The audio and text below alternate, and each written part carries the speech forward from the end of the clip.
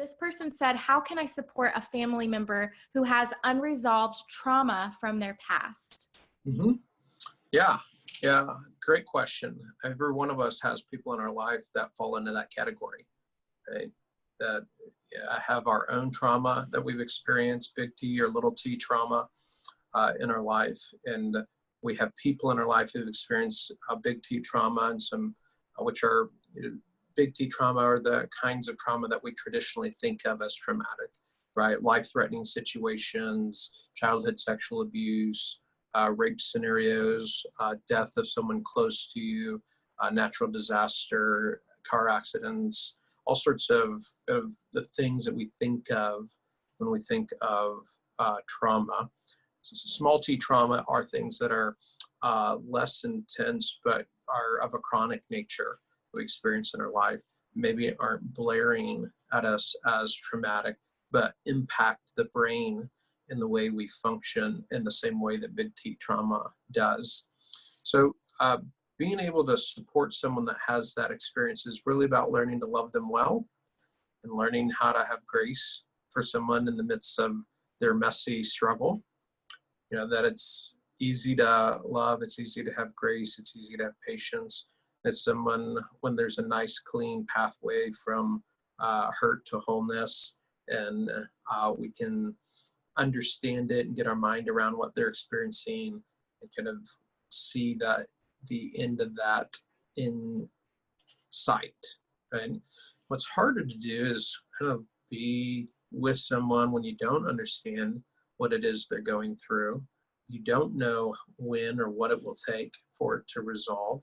And the response from them at times is less than lovable. That doesn't like inspire kind of warmth and closeness. Yeah, or even just defensiveness. If you bring up something or want to address something, just the defensiveness that's in our nature to get defensive, Yeah. So being able to be patient, graceful in your interaction with them, and having a consistency of relationship.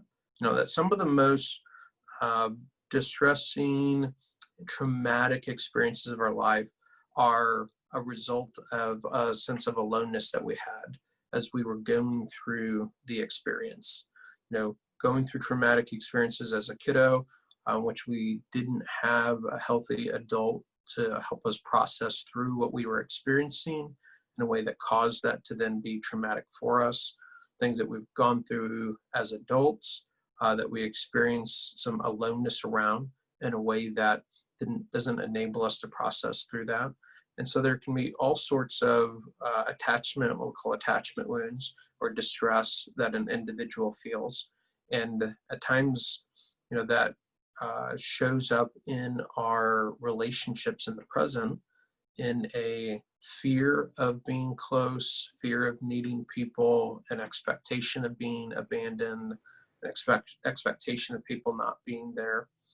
And so people will respond in ways that push others away or show up in ways that sabotage relationship. So really being able to be consistent with a person that says, listen, I love you and my love for you is here, period. Then it doesn't mean I don't have boundaries. It doesn't mean I don't at times need to say no to things that are hurtful or destructive to individuals. We're not talking about having a boundaryless relationship with individuals, but we are talking about one that says, I'm here and willing to relate to you in a healthy way. I'm willing to be here for you.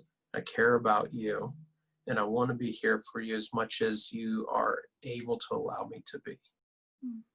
Yeah, right. And I mean, that's the thing that you have control over in that situation, is yourself and what you do in that situation. I love the heart of this question of wanting to help with that unresolved trauma, but I also think of, wanting to fix it and wanting to make everything better when, you're coming at it, you're against a brick wall, you know what I mean? Like sometimes that's how it is. And it can be very difficult. And the only thing that I have control over in a situation like that is myself, and is how I pursue that person and love that person. Yeah, because you can't fix it for them.